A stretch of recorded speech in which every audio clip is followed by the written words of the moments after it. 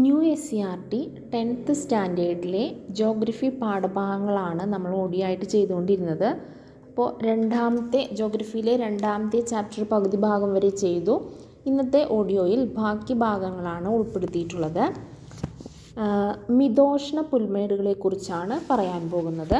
അപ്പോൾ കഴിഞ്ഞ ക്ലാസ്സിൽ നമ്മൾ മെഡിറ്ററേനിയൻ ഉഷ്ണമരുഭൂമികൾ, സാവന്ന പുൽമേടുകൾ, ഭൂമധ്യരേഖാ കാലാവസ്ഥ, മൺസൂൺ കാലാവസ്ഥ ഇവയെക്കുറിച്ചൊക്കെ പറഞ്ഞു. ഇന്നത്തെ ഓഡിയോയിൽ മിതോഷ്ണ പുൽമേടുകളെ കുറിച്ചാണ് പറയുന്നത്. മിതോഷ്ണ പുൽമേടുകളുടെ ഫീച്ചേഴ്സ് എന്തൊക്കെയാണെന്ന് നോക്കാം. ഇരു അർദ്ധഗോളങ്ങളിലുമായി 40 ഡിഗ്രി മുതൽ 55 ഡിഗ്രി വരെ അക്ഷാംശങ്ങൾക്കിടയിലാണ് ഈ പുൽമേടുകളുടെ സ്ഥാനം. മിതോഷ്ണ പുൽമേടുകൾ 40 മുതൽ 55 ഡിഗ്രി വരെ അക്ഷാംശങ്ങൾക്കിടയിലാണ് സ്ഥിതി ചെയ്യുന്നത്. ഹ്രസ്വമായ വേനൽക്കാലവും ദീർഘമായ ശൈത്യകാലവുമാണ് മിതോഷ്ണ പുൽമേടുകളിൽ കാണുന്നത്. എന്താണ് കാലാവസ്ഥ? എങ്ങനെയാണ്? ഹ്രസ്വമായ വേനൽക്കാലവും ദീർഘമായ ശൈത്യകാലവും. ഭൂഖണ്ഡങ്ങളുടെ ഉൾപ്രദേശങ്ങൾ സ്ഥിതി ചെയ്യുന്നതിനാൽ ഈ മേഖലയിൽ വേനലിൽ ഉയർന്ന താപനില അനുഭവപ്പെടുന്നു. 2 ഡിഗ്രി സെൽഷ്യസ് മുതൽ 13 ഡിഗ്രി സെൽഷ്യസ് വരെയാണ് ശൈത്യകാല താപനില. 25 സെൻറ്റിമീറ്റർ മുതൽ 60 സെൻറ്റിമീറ്റർ വരെ മഴ ലഭിക്കുന്നു. ഇവിടം സ്വാഭാവിക മേച്ചിൽപ്പുറങ്ങൾ ആയതിനാൽ ധാരാളം ഇടയ ജനവിഭാഗങ്ങളുമുണ്ട്. അപ്പോൾ എന്താണ് മിതോഷ്ണ പുൽമേടുകളുടെ പ്രത്യേകത എന്തൊക്കെയാണ്? 40 ഡിഗ്രി മുതൽ 55 ഡിഗ്രി വരെയുള്ള അക്ഷാംശങ്ങൾക്കിടയിലാണ് ഇവ കാണപ്പെടുന്നത്. ഹ്രസ്വമായ വേനൽക്കാലവും ദീർഘമായ ശൈത്യകാലവും അനുഭവപ്പെടുന്നു. പിന്നെ വേനൽക്കാലത്ത് ഉയർന്ന താപനില അനുഭവപ്പെടുന്നു, കാരണം ഈ ഭാഗം ഭൂഖണ്ഡങ്ങളുടെ ഉൾപ്രദേശങ്ങളിലാണ് സ്ഥിതി ചെയ്യുന്നത്. പിന്നെ ശൈത്യകാല താപനില 2 ഡിഗ്രി സെൽഷ്യസ് മുതൽ 13 ഡിഗ്രി സെൽഷ്യസ് വരെയാണ്. മഴ ലഭിക്കുന്നത് 25 സെൻറ്റിമീറ്റർ മുതൽ 60 സെൻറ്റിമീറ്റർ വരെയുമാണ്. ഇവിടെ കാണുന്ന ജനവിഭാഗങ്ങൾ ഇടയ ജനവിഭാഗങ്ങളാണ്. അടുത്ത കാലാവസ്ഥാ മേഖലയാണ് ടൈഗ മേഖല. ഉത്തരാർദ്ധഗോളത്തിൽ 55 ഡിഗ്രി മുതൽ 70 ഡിഗ്രി വരെ അക്ഷാംശങ്ങൾക്കിടയിൽ സ്ഥിതി ചെയ്യുന്നതാണ് ശൈത്യകാല മേഖലയാണ്. ഏത്? ടൈഗ മേഖല. ഉത്തരാർദ്ധഗോളത്തിലാണ് ടൈഗ മേഖല കാണപ്പെടുന്നത്. അപ്പോൾ ഉത്തരാർദ്ധഗോളത്തിൽ 55 ഡിഗ്രി മുതൽ 70 ഡിഗ്രി വരെ അക്ഷാംശങ്ങൾക്കിടയിൽ സ്ഥിതി ചെയ്യുന്ന ശൈത്യമേഖലയാണ് ടൈഗ മേഖല. ദൈർഘ്യം കുറഞ്ഞ വേനൽക്കാലവും ദീർഘമായ ശൈത്യകാലവുമാണ് ഇവിടെ അനുഭവപ്പെടുന്നത്. 15 ഡിഗ്രി സെൽഷ്യസ് മുതൽ 20 ഡിഗ്രി സെൽഷ്യസ് വരെ വേനൽക്കാല താപനില അനുഭവപ്പെടുന്നു. ശൈത്യകാല താപനില -13 ഡിഗ്രി സെൽഷ്യസ് മുതൽ -25 ഡിഗ്രി സെൽഷ്യസ് വരെയാണ്. 50 സെൻറ്റിമീറ്റർ മുതൽ 70 സെൻറ്റിമീറ്റർ വരെ വാർഷിക മഴ ലഭിക്കുന്നു. ശൈത്യകാലത്ത് വർഷണം എങ്ങനെയാണ്? മഞ്ഞുവീഴ്ചയുടെ രൂപത്തിലായിരിക്കും. ദക്ഷിണാർദ്ധഗോളത്തിൽ ടൈഗ കാലാവസ്ഥാ മേഖല കാണപ്പെടുന്നില്ല. ആർട്ടിക് വിഭാഗത്തിൽപ്പെടുന്ന സ്തൂപികാഗ്ര നിത്യഹരിത വൃക്ഷങ്ങളാണ് ഇവിടെ കാണപ്പെടുന്നത്. സ്തൂപികാഗ്ര നിത്യഹരിത വൃക്ഷങ്ങൾക്ക് ഉദാഹരണമാണ് പൈൻ, ഫിർ, സ്പ്രൂഫ് തുടങ്ങിയവ. അപ്പോൾ ടൈഗ മേഖലയെക്കുറിച്ചാണ് നമ്മൾ പറയുന്നത്. ടൈഗ മേഖല കാണപ്പെടുന്നത് എവിടെയാണ്? ഉത്തരാർദ്ധഗോളത്തിലാണ്. ഉത്തരാർദ്ധഗോളത്തിൽ 55 ഡിഗ്രി മുതൽ 70 ഡിഗ്രി വരെയുള്ള അക്ഷാംശങ്ങൾക്കിടയിൽ. നേരത്തെ പറഞ്ഞ മിതോഷ്ണ പുൽമേടുകൾ എവിടെയാണ് കാണപ്പെടുന്നത്? അത് ഇരുധ്രുവങ്ങളിലും കാണപ്പെടും. ഇരു അർദ്ധഗോളങ്ങളിലും മിതോഷ്ണ പുൽമേടുകൾ കാണപ്പെടുന്നുണ്ട്. എത്രയാണ്? അക്ഷാംശങ്ങളിൽ 40 ഡിഗ്രി മുതൽ 55 ഡിഗ്രി വരെയുള്ള അക്ഷാംശങ്ങളിൽ ഇരു അർദ്ധഗോളങ്ങളിലും മിതോഷ്ണ പുൽമേടുകൾ കാണപ്പെടുന്നു. എന്നാൽ ടൈഗ മേഖല ഉത്തരാർദ്ധഗോളത്തിൽ മാത്രമാണ് കാണപ്പെടുന്നത്. അത് 55 ഡിഗ്രി മുതൽ 70 ഡിഗ്രി വരെയുള്ള അക്ഷാംശങ്ങൾക്കിടയിലാണ് കാണപ്പെടുന്നത്. ഇത് ശൈത്യകാല മേഖലയാണ്. ദൈർഘ്യം കുറഞ്ഞ വേനൽക്കാലവും ദീർഘമായ ശൈത്യകാലവുമാണ് ഇവിടെ അനുഭവപ്പെടുന്നത്. ഇവിടുത്തെ വേനൽക്കാല താപനില 15 ഡിഗ്രി മുതൽ 20 ഡിഗ്രി വരെയാണ്. ശൈത്യകാല താപനില -13 ഡിഗ്രി സെൽഷ്യസ് മുതൽ -25 ഡിഗ്രി വരെയാണ് ശൈത്യകാല താപനില. ഇനി മഴ എങ്ങനെയാണ്? 50 സെൻറ്റിമീറ്റർ മുതൽ 70 സെൻറ്റിമീറ്റർ വരെ വാർഷിക മഴ ലഭിക്കുന്നു. ശൈത്യകാലത്ത് വർഷണം മഞ്ഞുവീഴ്ചയുടെ രൂപത്തിലായിരിക്കും. ദക്ഷിണാർദ്ധഗോളത്തിൽ ഈ ടൈഗ മേഖല കാണപ്പെടുന്നില്ല. ഉത്തരാർദ്ധഗോളത്തിൽ മാത്രമാണ് ടൈഗ മേഖല കാണപ്പെടുന്നത്. ഉപ ആർട്ടിക് വിഭാഗത്തിൽപ്പെടുന്ന സ്തൂപികാഗ്ര നിത്യഹരിത വൃക്ഷങ്ങൾ ഇവിടെ കാണപ്പെടും. സ്തൂപികാഗ്ര നിത്യഹരിത വൃക്ഷങ്ങൾക്ക് ഉദാഹരണങ്ങളാണ് പൈൻ, ഫിർ, സ്പ്രൂസ് എന്നിവ. ഇനി അടുത്തത് തുന്ദ്ര കാലാവസ്ഥാ മേഖല. അതിൻ്റെ ഫീച്ചേഴ്സ് എന്തൊക്കെയാണെന്ന് നോക്കാം. ആർട്ടിക് വൃത്തത്തിന് വടക്ക് അലാസ്ക, കാനഡ, ഗ്രീൻലാൻഡ്, യൂറോപ്പിലെയും ഏഷ്യയിലെയും ആർട്ടിക് സമുദ്രതീരങ്ങൾ എന്നീ പ്രദേശങ്ങളിലായി വ്യാപിച്ചിരിക്കുന്നു. അതിശൈത്യ മേഖല ഇവിടെ അതിശൈത്യ മേഖലയാണ്. ഇവിടെ ശൈത്യകാല താപനില -25 ഡിഗ്രി സെൽഷ്യസ് മുതൽ -40 ഡിഗ്രി സെൽഷ്യസ് വരെയാണ്. നമ്മൾ നേരത്തെ ടൈഗ മേഖല പറഞ്ഞപ്പോൾ അവിടുത്തെ ശൈത്യകാല താപനില -25 ഡിഗ്രി സെൽഷ്യസ് വരെ ഉണ്ടായിരുന്നുള്ളൂ. പക്ഷേ തുന്ദ്ര മേഖലയിൽ അതിനേക്കാൾ ശൈത്യമാണ്. -25 ഡിഗ്രി സെൽഷ്യസ് മുതൽ -40 ഡിഗ്രി സെൽഷ്യസ് വരെയാണ് തുന്ദ്ര മേഖലയിലെ ശൈത്യകാല താപനില. ഇനി വേനൽക്കാലത്ത് താപനില 10 ഡിഗ്രി സെൽഷ്യസ് വരെ ഉയരാറുണ്ട്. അത്രേ വേനൽക്കാലത്ത് ഉയരാറുള്ളൂ. ഇനി വേനൽക്കാലത്ത്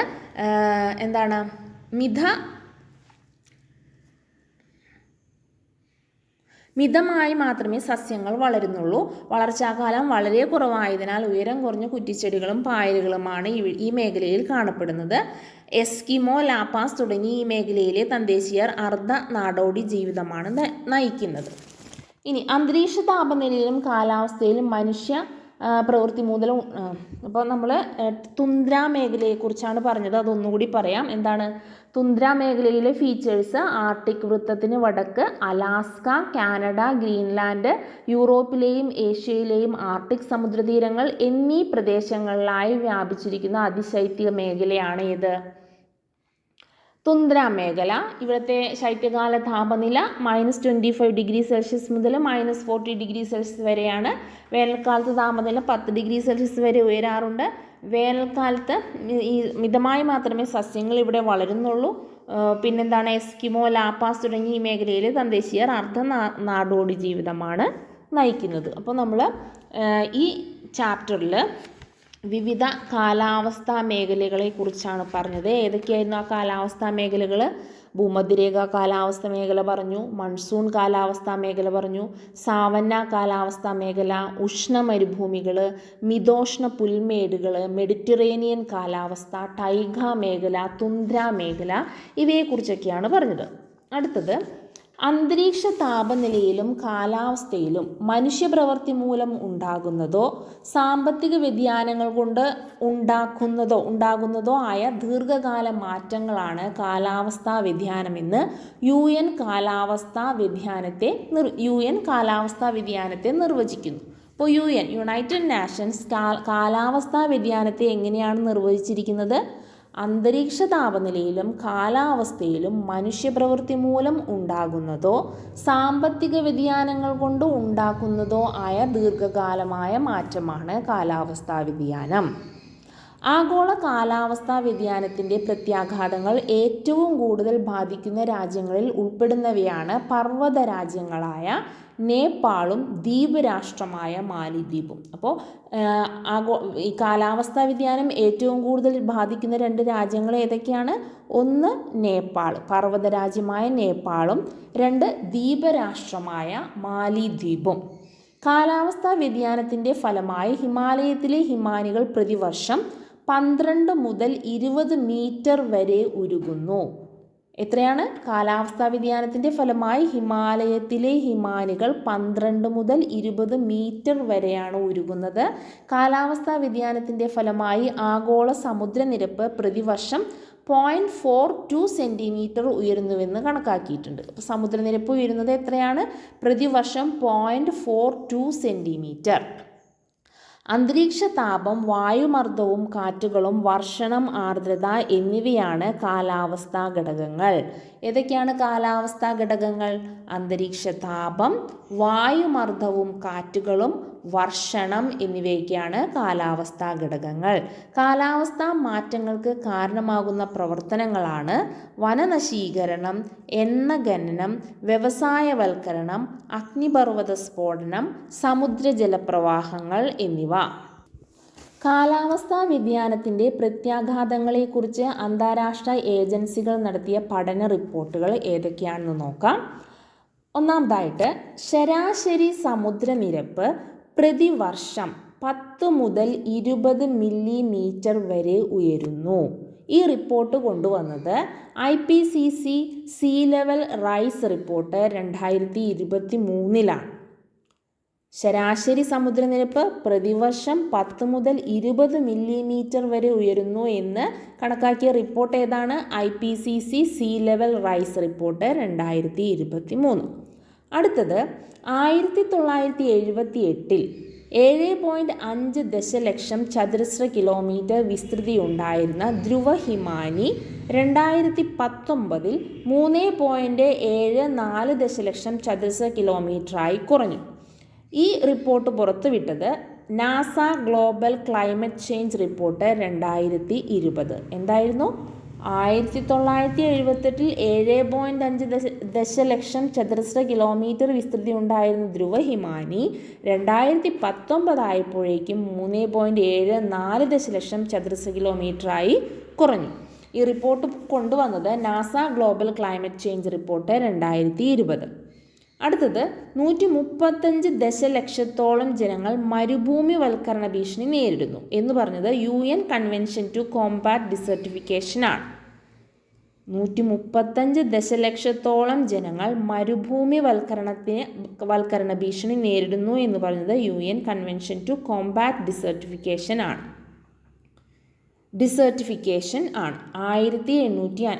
അടുത്ത റിപ്പോർട്ട് ഏതാണെന്ന് നോക്കാം.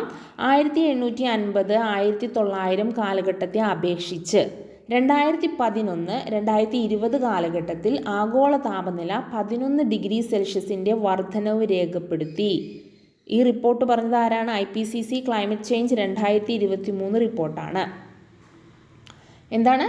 1850-1900 കാലഘട്ടത്തെ അപേക്ഷിച്ച് 2011-2020 കാലഘട്ടത്തിൽ ആഗോള താപനില 11 ഡിഗ്രി സെൽഷ്യസിൻ്റെ വർധനവാണ് രേഖപ്പെടുത്തിയിട്ടുള്ളത്.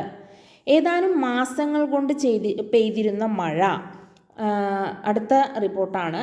ഏതാനും മാസങ്ങൾ കൊണ്ട് പെയ്തിരുന്ന മൺസൂൺ മഴ ഏതാനും ദിവസങ്ങളിലെ അതിതീവ്ര മഴയായി പരിഗണിച്ചു എന്ന് 1985-2019 കാലയളവിൽ നടത്തിയ പഠനം വെളിവാക്കുന്നു. IPCC 6th അസസ്മെൻറ്റ് റിപ്പോർട്ടാണ് ഇത് പറഞ്ഞത്. എന്താണ് റിപ്പോർട്ട്? ഏതാനും ദിവസങ്ങൾ കൊണ്ട് ചെയ്തിരുന്ന മൺസൂൺ മഴ ഏതാനും ദിവസങ്ങളിലെ അതിതീവ്ര മഴയായി പരിഗണിച്ചിരുന്നു എന്ന് 1985-2019 കാലയളവിൽ നടത്തിയ പഠനം വെളിവാക്കുന്നു. IPCC 6th assessment report. അപ്പം നമ്മൾ 5 റിപ്പോർട്ടുകളെ കുറിച്ച് പറഞ്ഞു. അടുത്തത് ഹരിതഗൃഹവാതകങ്ങൾ ഏതൊക്കെയാണെന്ന് നോക്കാം. ഏതൊക്കെയാണ്? Carbon dioxide, nitrous oxide എന്നിവയാണ് ഹരിതഗൃഹവാതകങ്ങൾ. ഹരിതഗൃഹവാതകങ്ങൾ സൂര്യപ്രകാശത്തെ ഭൂമിയിലേക്ക് കടത്തിവിടുകയും ഭൗമോപരിതലത്തിൽ നിന്നും തിരികെ പോകുന്ന ഭൗമകിരണം തടഞ്ഞു നിർത്തി അന്തരീക്ഷത്തിൽ ചൂട് നിലനിർത്തുകയും ചെയ്യുന്നു. ഈ പ്രക്രിയയാണ് അന്തരീക്ഷത്തിൻ്റെ ഹരിതഗൃഹ പ്രവാഹം. മനുഷ്യൻ്റെ ചില പ്രവർത്തനങ്ങൾ ഹരിതഗൃഹവാതകങ്ങൾ അധികമായി ഉൽപ്പാദിക്കപ്പെടാൻ കാരണമാകുന്നുണ്ട്. ഇതുമൂലം അന്തരീക്ഷത്തിൻ്റെ ഹരിതഗൃഹ പ്രവാഹം കൂടുന്നു, ശക്തമാവുകയും അന്തരീക്ഷ താപനില വർദ്ധിക്കുകയും ചെയ്യുന്നു. ഇതാണ് ആഗോളതാപനം. മനുഷ്യൻ്റെ ചില പ്രവർത്തനങ്ങൾ ഹരിതഗൃഹവാതകങ്ങൾ അധികമായി ഉൽപ്പാദിപ്പിക്കപ്പെടാൻ കാരണമാകുന്നു. ഇതുമൂലം അന്തരീക്ഷത്തിൻ്റെ ഹരിതഗൃഹ പ്രവാഹം കൂടുതൽ ശക്തമാവുകയും അന്തരീക്ഷ താപനില വർദ്ധിക്കുകയും ചെയ്യുന്നു. ഇതാണ് ആഗോളതാപനം. കൽക്കരി, പെട്രോളിയം തുടങ്ങിയ ഫോസിൽ ഉൽപ്പന്നങ്ങൾ കത്തിക്കുന്നതിലൂടെയും വ്യവസായശാലകളിലെ മാലിന്യങ്ങളിൽ നിന്നും ഖരമാലിന്യങ്ങളിൽ നിന്നും ഒക്കെയാണ് ഹരിതഗൃഹവാതകങ്ങൾ അന്തരീക്ഷത്തിൽ അധികമായി എത്തുന്നത്. ആഗോള താപനം കാലാവസ്ഥാ വ്യതിയാനത്തിന് ആക്കം കൂട്ടുന്നു. എന്താണ് പറഞ്ഞത്? കൽക്കരി, പെട്രോളിയം തുടങ്ങിയ ഫോസിൽ ഇന്ധനങ്ങൾ കത്തിക്കുന്നതിലൂടെയും വ്യവസായശാലകളിൽ മാലിന്യങ്ങൾ എന്നും ഖരമാലിന്യങ്ങളിൽ നിന്ന് ഒക്കെയാണ്. എന്താണ് പറഞ്ഞത്? കൽക്കരി, പെട്രോളിയം തുടങ്ങിയ ഫോസിൽ ഇന്ധനങ്ങൾ കത്തിക്കുന്നതിലൂടെയും വ്യവസായശാലകളിലെ മാലിന്യങ്ങളിൽ നിന്നും ഖരമാലിന്യങ്ങളിൽ നിന്നുമൊക്കെയാണ് ഹരിതഗൃഹവാതകങ്ങൾ അന്തരീക്ഷത്തിൽ അധികമായി എത്തുന്നത്. ആഗോളതാപനം കാലാവസ്ഥാ വ്യതിയാനത്തിന് ആക്കം കൂട്ടുന്നു. കാലാവസ്ഥയും പരിസ്ഥിതിയും സംരക്ഷിക്കുന്നതിനുള്ള അന്തരീക്ഷ ശ്രമങ്ങൾ ഏതൊക്കെയാണെന്ന് നോക്കാം. അന്തരീക്ഷ ശ്രമങ്ങളല്ല, കാലാവസ്ഥയും പരിസ്ഥിതിയും സംരക്ഷിക്കുന്നതിനുള്ള അന്താരാഷ്ട്ര ശ്രമങ്ങൾ ഏതൊക്കെയാണെന്ന് നോക്കാം. ഒന്ന്, ലോക കാലാവസ്ഥാ സംഘടന 1950 ജനീവ കാലാവസ്ഥാ സമ്മേളനങ്ങൾ. അടുത്തത് സ്റ്റോക്ക്ഹോം സമ്മേളനം 1972, സ്റ്റോക്ക്ഹോം പരിസ്ഥിതി പരിപാലനവും വികസനവും. ഭൗമ ഉച്ചകോടി 1992, റിയോ ഡി ജനീറോ പ്രകൃതി സൗഹൃദ വികസനം പ്രോത്സാഹിപ്പിക്കുന്നതിന് വേണ്ടി UN അജണ്ട 21 തയ്യാറാക്കി. അപ്പോൾ ഏതൊക്കെയാണ് പറയുന്നത്? ഒന്ന്, കാലാവസ്ഥാ സംഘടന, ലോക കാലാവസ്ഥാ സംഘടന 1950 രൂപീകൃതമായത്, ആസ്ഥാനം ജനീവയാണ്. രണ്ട്, സ്റ്റോക്ക്ഹോം സമ്മേളനം, ഇത് 1972 സ്റ്റോക്ക്ഹോം പരിസ്ഥിതി പരിപാലനവും വികസനവും. അടുത്തത് ഭൗമ ഉച്ചകോടി 1992 ഭൗമ ഉച്ചകോടി. റിയോ ഡി ജനീറോയിൽ വെച്ചായിരുന്നു 1992 ഭൗമ ഉച്ചകോടി. പ്രകൃതി സൗഹൃദ വികസനം പ്രോത്സാഹിപ്പിക്കുന്നതിനായി UN അജണ്ട 21 പുറത്തിറക്കി. ക്യോട്ടോ പ്രോട്ടോക്കോൾ 1997, ക്യോട്ടോ അന്തരീക്ഷത്തിൽ ഹരിതഗൃഹവാതകങ്ങളുടെ അളവ് പരിമിതപ്പെടുത്തുക. അപ്പോൾ ക്യോട്ടോ പ്രോട്ടോക്കോൾ 1997 ക്യോട്ടോയിൽ വെച്ചിട്ടായിരുന്നു. ക്യോട്ടോ പ്രോട്ടോക്കോൾ 1997 അന്തരീക്ഷത്തിൽ ഹരിതഗൃഹവാതകങ്ങളുടെ അളവ് പരിമിതപ്പെടുത്തുക.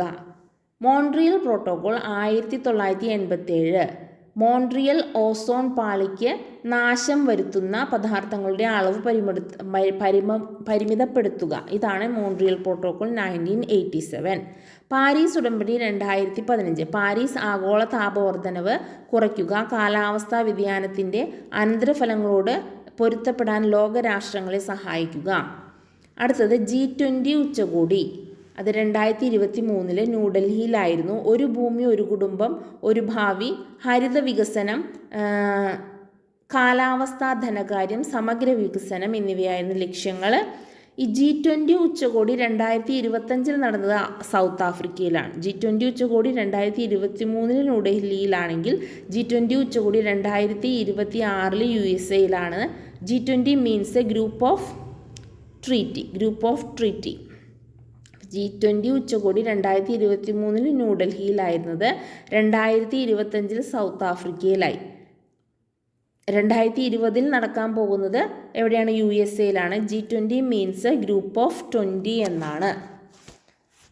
കാലാവസ്ഥാ വ്യതിയാനത്തിൻ്റെ ഫലമായി ആളുകൾ മറ്റു പ്രദേശങ്ങളിലേക്കോ രാജ്യങ്ങളിലേക്കോ കുടിയേറുന്നതാണ് കാലാവസ്ഥാ കുടിയേറ്റം. 50 ദശലക്ഷം ജനങ്ങൾ കാലാവസ്ഥാ സംബന്ധമായി കുടിയിറക്കപ്പെട്ടിട്ടുണ്ട് എന്ന് UN കണക്കുകൾ സൂചിപ്പിക്കുന്നു. കാലാവസ്ഥ സംബന്ധമായ പ്രതിഭാസങ്ങൾ മൂലം തങ്ങളുടെ വാസസ്ഥലവും ജീവനോപാധികളും ഉപേക്ഷിക്കേണ്ടി വരുന്നവരാണ് കാലാവസ്ഥാഭയാർത്ഥികൾ. എന്താണ് കാലാവസ്ഥാഭയാർത്ഥികൾ? കാലാവസ്ഥ സംബന്ധമായ പ്രതിഭാസങ്ങൾ മൂലം തങ്ങളുടെ വാസസ്ഥലവും ജീവനോപാധികളും ഉപേക്ഷിക്കേണ്ടതായി വരുന്നവരാണ് കാലാവസ്ഥാ അഭയാർത്ഥികൾ. അപ്പോൾ ഇത്രയുമാണ് ഈ ചാപ്റ്ററിൽ, ജോഗ്രഫി 2ാമത്തെ ചാപ്റ്ററിൽ പഠിക്കാനുള്ളത്. അടുത്ത ചാപ്റ്റർ 3 നമുക്ക് അടുത്ത ക്ലാസ്സിൽ നമുക്ക് ചാപ്റ്റർ 3 മഴക്കാടുകളിൽ നിന്നും മഞ്ഞുരുകുന്ന നാട്ടിലേക്ക് ഡിസ്കസ് ചെയ്യാം. അപ്പോൾ ഇന്നത്തെ ക്ലാസ് ഇത്രയേ ഉള്ളൂ.